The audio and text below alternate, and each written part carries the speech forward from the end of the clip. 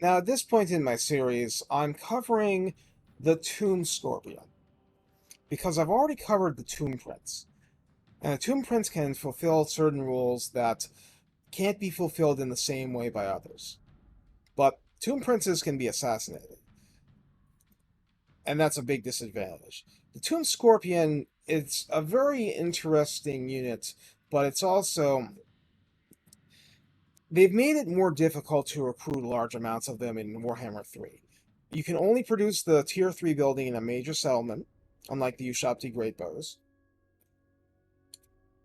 Even though that it's Tier 3, you cannot build the building in a minor settlement. And the Tomb Scorpion is not anti-large, quite the contrary. It's armored, yes. It's armor-piercing, yes. But it is anti-infantry. These stats, the basic stats, are not very high. I mean, it has old chariot speed. Charge bonus is very decent, but... Bonus versus infantry, 15. And it's very heavily tilted towards armor-piercing damage. This means that for fighting a dwarf blob, this is something that you want. Now, of course, the problem being, if you're fighting storm vermin with halberds, the Tomb Scorpion can have a very hard time. The leadership is pretty good for a Tomb King's unit, but isolated and left alone, and especially with its animations that help it get deep into the enemy, isolated, they will fall.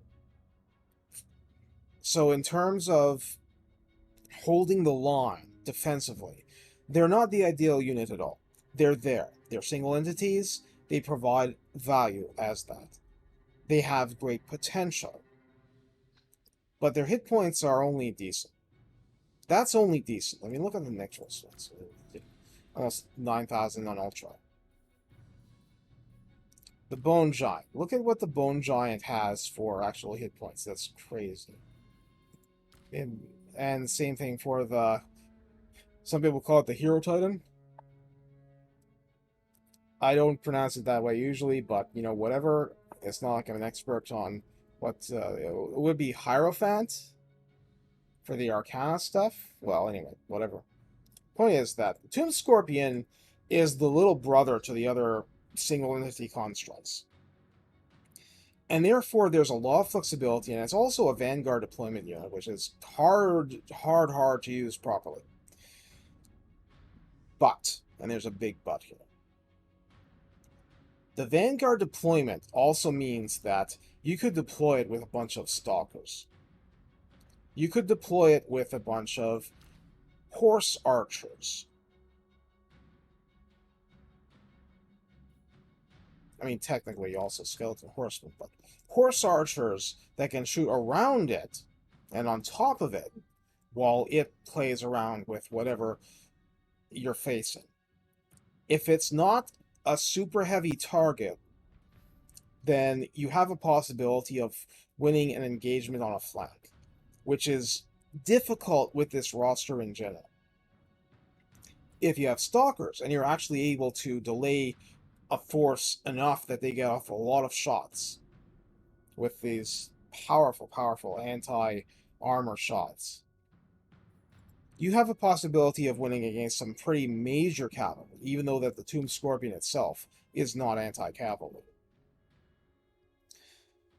So it gives you the possibility of doing certain things.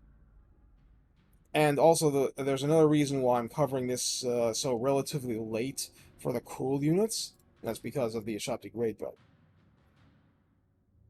If this is 200 range ahead, even without any upgrades to range of any kind, the Ushabti Great Bow will comfortably be able to shoot at whatever it is that the Tomb Scorpion is engaging. This sort of thing gives a lot of flexibility in a roster that is difficult to find flexibility in. So it's nice to have Tomb Scorpions. It's nice not to have to over-rely on them. They do have something of a glass jaw. Glass chitin, whatever. They're very cool. They're very cool.